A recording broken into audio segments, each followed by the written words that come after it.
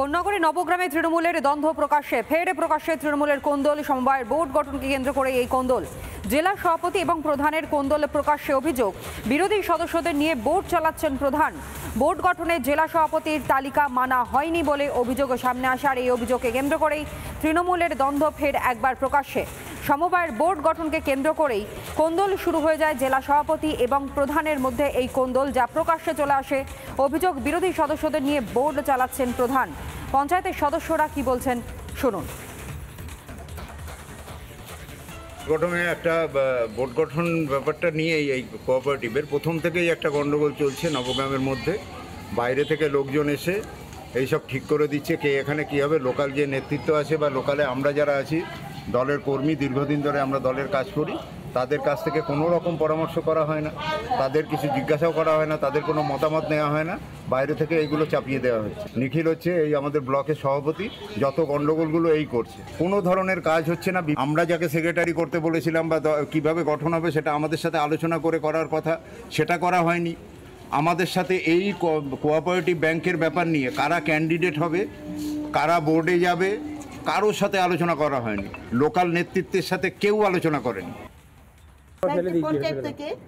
সেটা লুকিয়ে ফেলেছে, সেটা বোর্ড মিটিংয়ে ফেলবে, আলোচনা হবে যে একে করা হোক, ওকে করে কিচ্ছু না।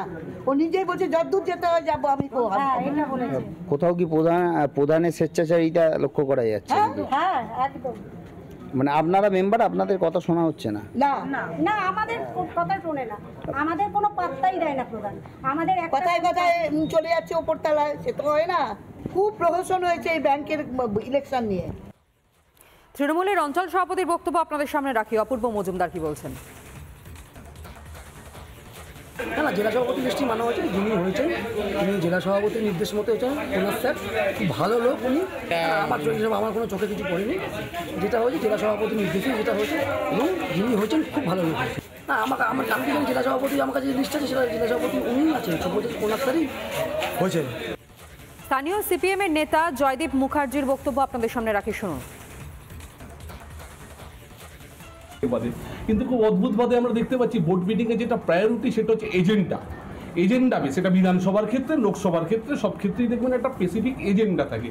এই সময়টাতেই কোনো রকম কোনো উদ্যোগের প্রশ্নে যখন ওই একতাতন্ত্রী ব্যাপারটা একটা চলে আসে, হয়তো উনি আমাদের বিরোধী এই পরিসরটাকে বাদই দিন। ওনারা হয়তো পক্ষেরও যারা অনেক লোকজন আছেন, হয়তো সবারই কথাটাকে এক জায়গায় এনে যেই উন্নয়নের যেটা ফসলটা চতুর্দিকে যে ছড়িয়ে দেওয়ার যেটা কাজ ওনার, হয়তো সেই কাজ থেকে উনি হয়তো খানিকটা পিছিয়ে পড়ছেন।